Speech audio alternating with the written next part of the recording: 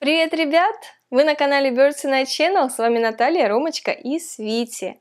Мне очень часто подписчики задают один и тот же вопрос, а именно: Наташ, мой попугайчик чихает, стоит ли мне волноваться или нет? И сегодня мы разберем все причины, от чего попугайчики могут чихать. Если вам интересна эта тема, оставайтесь с нами.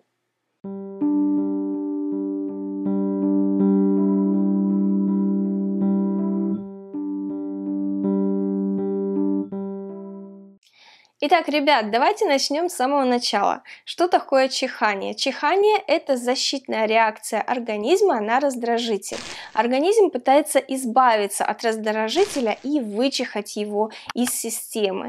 Например, если попугайчики чистят перышки, как вот Ромочка сейчас делает, и пылинка попадет ему в ноздрю, он будет стараться прочихать ее, вычихать ее, потому что она его раздражает. Также, когда попугайчики купаются и вода попадает им в ноздри, они тоже чихают. Это все безобидное чихание, и обычно оно быстро проходит. Волноваться по этому поводу не нужно. Теперь давайте разберем другую ситуацию. Попугайчик чихает и чихает, чихает и чихает. Что же делать? Почему он чихает? Ну, во-первых, обратите внимание на комнату, где попугайчик находится. Пыльная ли комната? Если да, то обязательно все протрите, потому что у попугайчиков может быть аллергия на пыль, как и у людей. Так, мне пришлось быстро сделать небольшую перестановочку, просто передвинуть немножко стенд, потому что птички убежали на другую сторону, и вам бы их не было видно. А так, хоть вот такие звезды экрана у нас. Ромочка, спящая голова, да, забрался спать, он глазки закрываются.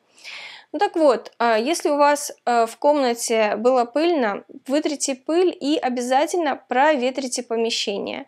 Пока вы проветриваете, попугая уберите в другую комнату, чтобы он не простыл. Идем дальше. Чихание у попугаев может быть вызвано разными всякими агентами в воздухе. Например, вы красили стены, или лак для ногтей, или вы стирали лак, пускай вы просто рисовали картину красками.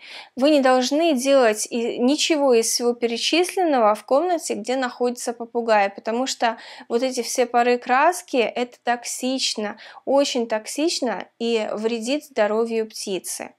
К этому списку также вы можете причислить разные всякие палочки благовоний, аэрозоли, распылители, освежители воздуха, духи. Если вы пользуетесь духами с пульверизатором, пожалуйста, уйдите из комнаты. Вы можете это сделать в другом месте. Идите в другую комнату, в ванную, куда угодно, но не делайте это рядом с попугаями. То же самое касается любых лекарственных средств. Если, например, у вас астма и вы пользуетесь вот этим ингалятором, делайте это вдали от попугаев.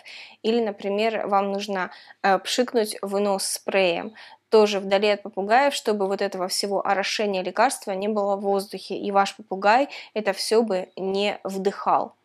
Про токсичность тефлоновых покрытий я вам уже не раз рассказывала, но еще также имейте в виду, что любой запах гари – это тоже очень плохо для здоровья попугаев. Если попугай стоит на кухне, обязательно смотрите, чтобы ничего не подгорало, ничего сильно вот прям ужаристым не пахло, это тоже для них очень плохо. Несколько недель назад ко мне обратилась подписчица с вот такой проблемой. Попугайчик постоянно чихал, и в результате долгой переписки мы таки поняли, в чем причина. А причина была очень простой. Дело в том, что в квартире курили, и вот этот запах шел курево в комнату, где жил попугай, и, естественно, раздражал его дыхательные пути. Вроде как все элементарно и просто, но не все люди понимают вред курева на питомцев, особенно попугаев, у которых такая хрупкая и деликатная система дыхания. И когда вы курите в комнате или в квартире, где у вас живет попугай, то вы превращаете своего питомца в пассивного курильщика. Это очень-очень плохо для его здоровья. Пожалуйста, так никогда не делайте. Если у вас домочадцы курят, отправляйте их курить на балкон, на улицу, куда-то еще, но только не в квартире. Ну а теперь, ребят, перейдем к самому страшному. Это то, что попугай заболел. Больные попугаи, которые не просто чихают, а те, которые еще и очень сильно чешут свой нос, потому что что-то их беспокоит. Также они обычно перестают хорошо кушать и становятся менее активными. И тогда вам надо бить тревогу, надо срочно вести птичку к специалисту, к ветеринару, чтобы он поставил правильный диагноз и выписал соответствующее лечение. Дело в том, что попугай может чихать по разным заболеваниям. Он может чихать от простуды, он может чихать от того, что, например, у него инородное тело застряло в ноздре.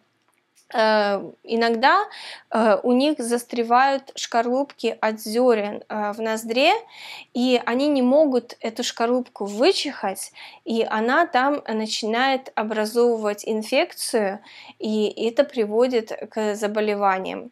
Начинается синусит, может быть одновременно идти как дополнительно, может быть идти, вот Ромочка сейчас, кстати, чихает, потому что он вот почистился, вот пытается вычихать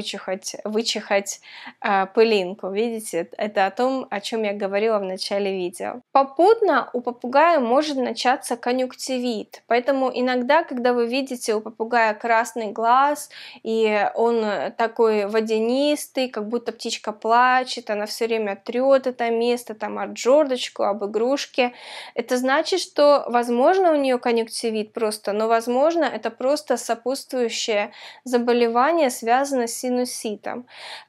Срочно, немедленно несите попугая к ветеринару, потому что если вы не поторопитесь, как я уже говорила во многих видео, но повторюсь, все тело попугая испещрено воздушными мешочками, которые соединены между собой. Если в одном начнется инфекция, то остановить эту инфекцию будет очень сложно. Она переключится на все остальные мешочки, и птичку спасти будет очень сложно.